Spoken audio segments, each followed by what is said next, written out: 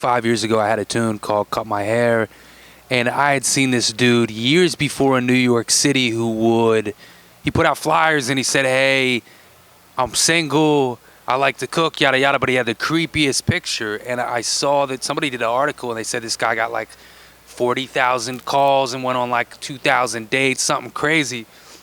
So I was sitting there going, man, there's a way to use that to promote the music. So it was inspired by the dude, whoever, I forget his name, but much love to him. He started it, and then from there it just snowballed. So we started with the flyers that said, hey, new to LA, lonely as fuck, want to be friends. And then it said interest, women, narcotics, pizza. And the picture was really, really creepy. It was from my license where I looked really deranged.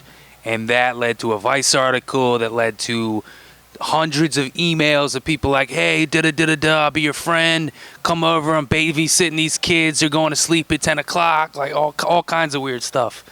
And so from there, it was like, okay, this works. This is grabbing people. So then when I went to sign a deal with Warner Brothers, I kind of had a stipulation, which was I know how I want to promote this first single. I want to get billboards. I want to do what I did then, but with billboards on a bigger level. And at the time, it was the president, and we shook on it. So I ended up doing the deal with them as that being one of the guarantees. And so that gave birth to the Have You Seen This Man? It was 2.3 million in child support billboard, which got between that and the billboard after and the stuff we're doing now, there's been probably like 30,000 phone calls, met hundreds or thousands of people in real life. So it's been a lot of fun. I was walking around the neighborhood with my mom, and I could tell she had some shit up on her mind. She turned to me and said, Mike, don't you want to meet someone? I said, no, I want to meet everyone. I want to get drunk with the punks and do bump with the king. I want to creep down the hall and go to bed with the queen. And when they come for my head, well, I'll be somewhere at sea, singing loud, singing proud. It's good to be free, 'cause I won't waste another day living someone else's way. I wanna be happy, I wanna be free. Fuck what they say, I'm doing me. My mama said, but Mike, don't you wanna be comfortable? I said, no, I don't wanna be comfortable. I wanna be scared out of my head and lost out of my mind. I wanna fall in and out of love a few thousand times. I wanna spend all of my money on my friends and on drugs, and I wanna ride around on a horse and give people hugs. And when I come into town, they'll say, oh shit, there's Mike. There's something wrong with that boy, I swear he just ain't right. 'Cause I won't waste another day. Nowadays, if you get on a blog or something, by 12 in the afternoon, there's already 20 new songs up. So you're 3 pages back, and there's so much stuff. So it kind of came to that place of how do I do this on a ground level? There's a lot of people walking here. It doesn't cost much to print a flyer and put it up. So that led to the kind of, and there was a big part of it was when you have a billboard that's funny like that, people get value from seeing it. They see it and they laugh. But then they get value when they post it and people like their picture. So it was kind of everybody wins in that situation where you can make something that people engage with and then share, and then it gets online, and then you get thousands of people from Indiana calling about it. So it started analog, but then it quickly went digital and was more powerful than if it was just a song that got dropped on SoundCloud. So yeah, it's been fun. I just had a single come out called Cooler that was written years ago.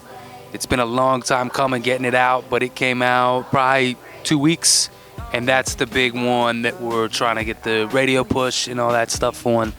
And then probably a month from now, we'll do another tune. And just slowly drop stuff until probably, hopefully October, we'll get a whole album out with the rest of the songs that haven't come out.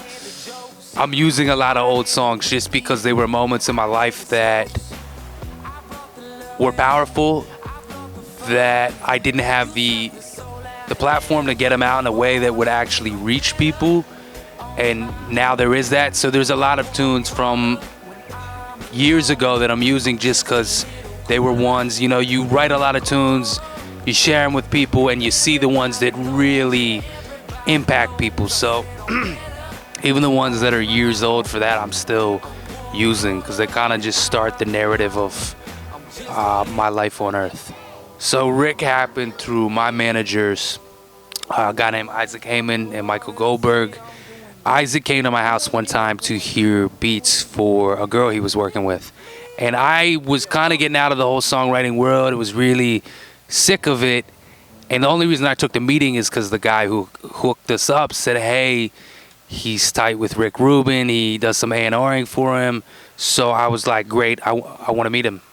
And he came over. And then I played a bunch of shit for kind of in the world of the girl he was working with. And then right before he was about to leave, I was like, let me play you some of my artist stuff so you can hear how the songwriting and the production all mix and kind of what I do when it all comes together. And so I played it, and he was really excited, like the most excited I had seen anybody about my music. And he basically said, before he was leaving, he was like, yo, I can't leave here until you tell me that we can work together, whether I'm your manager, I help you get signed or whatever. And I was like, okay, I just felt his vibe, and he was so excited. I had been waiting to meet somebody that felt that way about what I was doing. So he was walking out the door, and then he stops and he pops his head back in and he goes, hey, is it cool if I send this to Rick Rubin? And I was like, yeah, that would be good. And then he sent it, and then not even a day later, I got a call from him, and he was like, hey, are you free tomorrow to go up to Rick Rubin's house to hang out with him? And da-da-da. And I was like, oh my God, I was so excited. I was dry heaving. When I get really excited, I start dry heaving, like, ah! I was outside, like the neighbors, like, what the hell is going on? I'm out there like, so yeah, it was amazing. And then I would every couple months go up and hang out with him, and he'd help me with the music. And then that led to doing me, where one time I had this song and I knew he loved it to death. And he had told me the first time he heard it, it made him laugh at one part, and then it made him cry at another, and then he played it for his girl and it made her cry. And so one time I was there and I was like, would you produce it? Because I want it to be the best it can be. I know it's a special song. And he said yes. And then he did it, and that was that. Next is we're just trying to slam this tune cooler. We've been building to it, so we're really trying to get the alt radio push, which is what a lot of this is about tonight, is planned for a lot of the radio programmers. And then from there, just keep dropping tunes. And where it leads to is I've written, when I was in school, I studied screenplay writing. And so I've written everything, the whole album, into a series, Mikey Mike's Life on Earth, and every song comes to life in it. And yeah, so that's where I see it. That's the most distant pinnacle place I want to get to, is to make that show happen and have these songs be told in a full television narrative. Between Instagram and Facebook is where I post pretty much everything, skits and poems and songs, and anytime we got a release, it's on there. So I'd say Instagram is the one that's the most up to date. If you want to see what's going on, something will be in there. Hi, I am Mikey Mike, and you have just been buzzed.